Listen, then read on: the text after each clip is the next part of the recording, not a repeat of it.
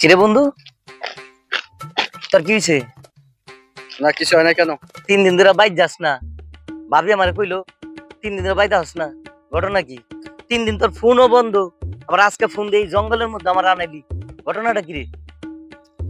আরে বন্ধু কইস না, পাশের বাড়ির ভাবির থেকে তোর ভাবি যে টমেটো চাইছে, আচ্ছা, সে দেয় নাই। মনে হয় ছিল না। আর সমস্যাটাই তোর জায়গায়,